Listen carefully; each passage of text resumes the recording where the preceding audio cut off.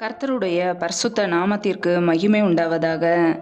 தேவன் அருளியப்போ மினிஸ்ட்ரி மூலமாக உங்களோடு தொடர்பு உள்ளதிலும் இந்த மகிழ்ச்சி அடைகிறோம்.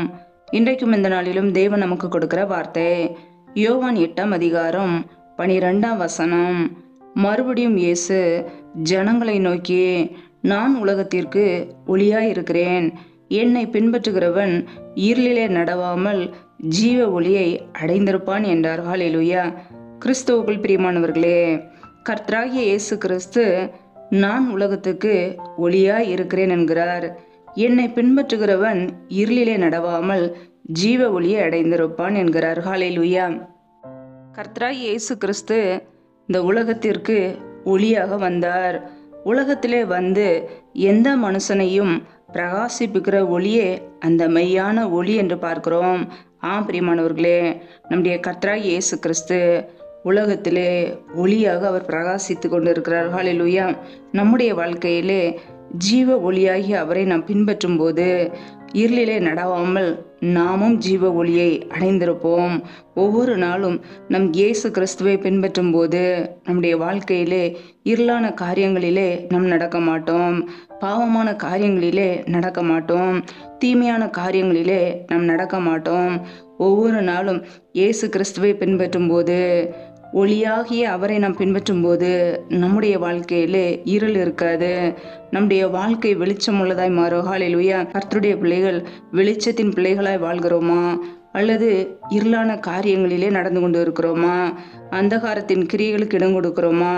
நம்முடைய வாழ்க்கையிலே இயேசு கிறிஸ்துவுக்கு இடம் கொடுக்கும்போது நாம் ஜீவ ஒளியை அடைந்திருப்போம். ஹல்லேலூயா. வேத வசனம் இப்படியாக கூறுகிறது, அந்தகாரத்தின் கிரியைகளை நாம் தள்ளிவிட்டு ஒளியின் ஆயுதங்களை தரித்து கொள்ள கடவோம் என்று. பிரியமானவர்களே, துர் ஈச்சைகளுக்கு நாம் உடலை பேணாமல் இருந்து கர்த்தராகிய இயேசு கிறிஸ்துவை நம்முடைய வாழ்க்கையிலே தரித்து கொள்ள வேண்டும். தேவையில்லாத அந்தகார கிரியைகளுக்கு நாம் இடம் கொடுக்கக்கூடாது.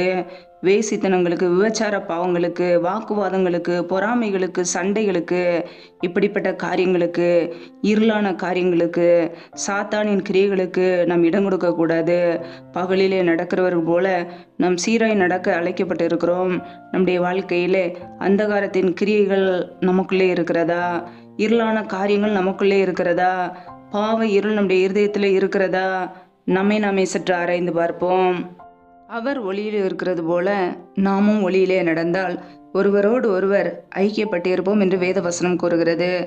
பிரியமானவர்களே, நமக்குள்ளே ஐக்கியம் காணப்படுகிறதா? சகோதர சிநேகம் காணப்படுகிறதா? உன்னை போல் பிறனையும் நேசி என்று இயேசு கிறிஸ்து நமக்கு கற்றுக் கொடுத்தாரே, அந்த வார்த்தைக்கு நாம் கீழ்ப்படுகிறோமா? வேத வசனத்திலே நாம் பார்க்கிறோம். 1 யோவான் 2ஆம் அதிகாரம் 9ஆம் வசனத்திலே, ஒளியிலே இருக்கிறேன் என்று சொல்லியும் தன் சகோதரனை பகைக்கிறவன் இதுவரைக்கும் இருளிலே இருக்கிறான். தன் சகோதரனிடத்தில் அன்பு கூறுகிறவன் ஒளியிலே நிலை கொண்டு இருக்கிறான். அவனிடத்தில் இடரல் ஒன்றுமில்லை என்று வேதம் சொல்கிறது. பிரியமானவர்களே, ஒளியிலே இருக்கிறேன் என்று சொல்லிவிட்டு நம் சகோதரனை பகைக்கும் பொழுது நம் இருளிலே நடந்து கொண்டு இருக்கிறோம். நம்முடைய வாழ்க்கையிலே அன்பு கூற நாம் அழைக்கப்பட்டு இருக்கிறோம். நாம் யாரிடமாவது சண்டை போட்டு பேசாமல் இருக்கிறோமா? சகோதரர்கிடையே பகை இருக்கிறதா? வைராக்கியம் இருக்கிறதா? கசப்பு இருக்கிறதா? அப்படி இருந்தால் இருளிலே நடக்கிறோம். கர்த்தருடைய பிள்ளைகள் ஒப்புரவாக அழைக்கப்பட்டு இருக்கிறோம். மன்னிப்பை பெற்றுக்கொள்ள அழைக்கப்பட்டு இருக்கிறோம்.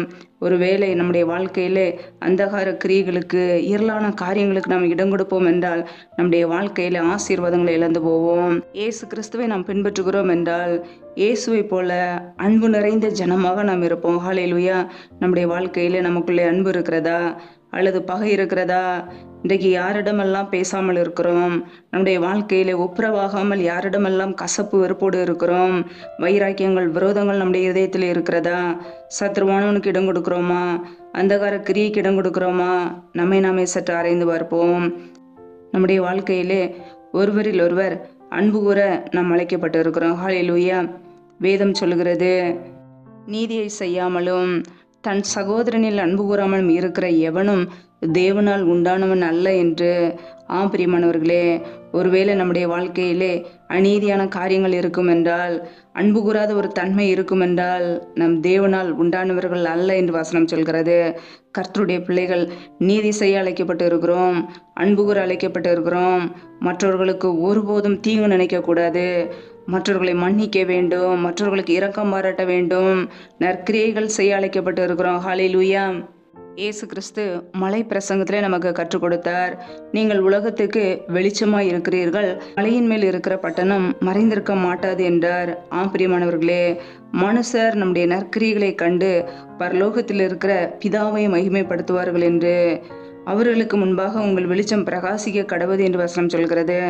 நாம் செய்கிற நற்கிரியைகளை கண்டு மற்ற ஜனங்கள், புறஜாதிகள் தேவனை மகிமைப்படுத்துவார்களாம். நாம் இந்த உலகத்துக்கு வெளிச்சமாய் இருக்க அழைக்கப்பட்டிருக்கிறோம். எப்பொழுது இயேசு கிறிஸ்துவை பின்பற்றினால் மாத்திரமே மற்றவர்களுக்கு வெளிச்சமாய் நாம் வாழ முடியும். அல்லது நமக்குள்ளே அந்தகார கிரியைகள், இருளான காரியங்கள் இருக்குமென்றால் இந்த உலகத்துக்கு வெளிச்சமாய் நாம் எப்படி பிரகாசிக்க முடியும்? நாமே சற்று ஆராய்ந்து பார்ப்போம். நம்முடைய வாழ்க்கையிலே அந்தகாரத்தின் கிரியைகளுக்கு இடம் கொடுக்கிறோமா? பகலின் பிள்ளைகளாய் நடக்கிறோமா? நாமே சற்று ஆராய்ந்து பார்ப்போம். இயேசு கிறிஸ்து சொன்னார், நான் உலகத்துக்கு ஒளியாய் இருக்கிறேன், என்னை பின்பற்றுகிறவன் இருளிலே நடவாமல் ஜீவ ஒளியை அடைந்திருப்பான் என்றார். பிரியமானவர்களே, தன்னைத்தான் வெறுத்து நாம் அவரை பின்பற்றும் போது நம்முடைய வாழ்க்கையிலே இருள் இருக்காது, நமக்குள்ளே ஜீவ ஒளி இருக்கும், பிரகாசிக்கும். அந்த வெளிச்சம் மற்றவர்களுக்கு நன்மை செய்ய நம்மை வைக்கும். நம்முடைய வாழ்க்கையிலே ஒவ்வொரு நாளும் இயேசு கிறிஸ்துவை பின்பற்றுகிறோமா? மெய்யான ஒளியாகி அவரை பின்பற்றுகிறோமா? ஜீவ ஒளி உள்ள ஒரு வாழ்க்கை நமக்குள்ளே இருக்கிறதா?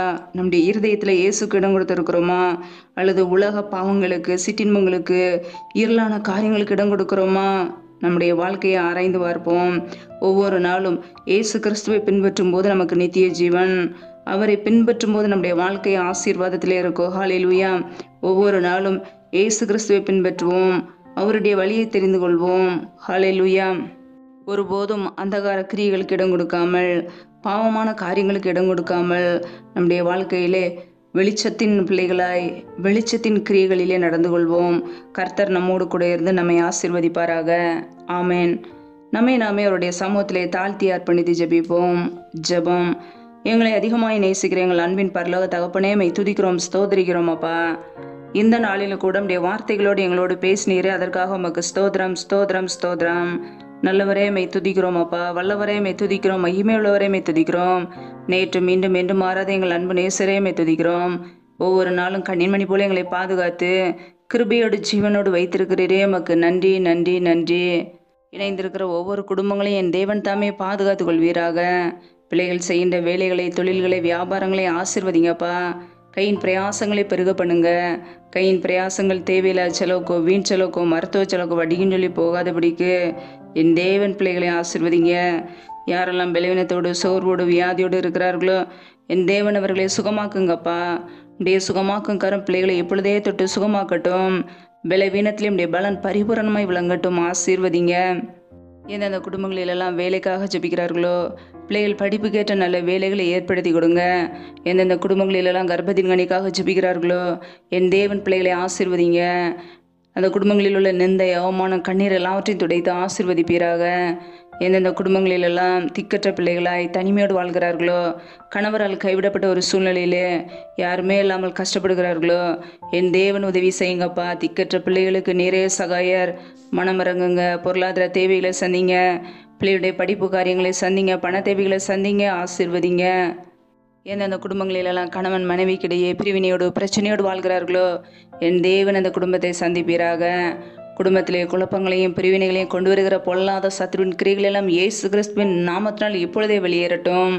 ரீபா லரதரபா ரபா லக்கரபா ரூபா ரஷதரபலா. என் தேவன் சமாதானத்தை கொடுங்கப்பா. சிலுவையில் சிந்திய ரத்தத்தினாலே எங்களுக்கு சமாதானத்தை உண்டாக்கியவர் ஒவ்வொரு குடும்பத்திலும் தெய்வீக சமாதான ஆளுகையை செய்யட்டும். இந்த இரவு நேரத்தில் இன்பமான நித்திரையை கொடுங்க. சத்துரு கொண்டு வருகிற எல்லா போராட்டங்களுக்கும், பிரச்சனைகளுக்கும், தீமைகளுக்கும், மரண பயங்களுக்கும், இருளின் அதிகாரங்களுக்கும், ஆபத்துகளுக்கும், நாச மோசங்களுக்கும், தீமைகளுக்கும் விலைக்கு எங்களை பாதுகாத்து கொள்ளுங்க. உடைய ரத்த கோட்டைகளை எங்களை அர்ப்பணிக்கிறோம். உடைய கிருபைகளை அர்ப்பணிக்கிறோம். அதிகாலையில் எழுந்து உடைய சமூகத்திலே காத்திருக்க எங்களை அர்ப்பணிக்கிறோம். சத்துரு கொண்டு இருக்கிற எல்லா போராட்டங்களுக்கும் விலைக்கு எங்களை பாதுகாத்து கொள்ளுங்க. முற்றிலுமாக தாழ்த்தி ஜபிக்கிறோம். எல்லா துதிகன மகிமையெல்லாம் ஒருவருக்கே செலுத்துகிறோம். இயேசு கிறிஸ்துவின் மூலம் ஜெபிக்கிறோம் ஜீவனுள்ள நல்ல பிதாவே. ஆமேன். கர்த்தர் தாமே உங்களையும் உங்கள் குடும்பங்களையும் ஆசீர்வதிப்பாராக. ஆமேன். Thanks for watching. Please subscribe our channel. Click the like and share. click the bell. God bless you.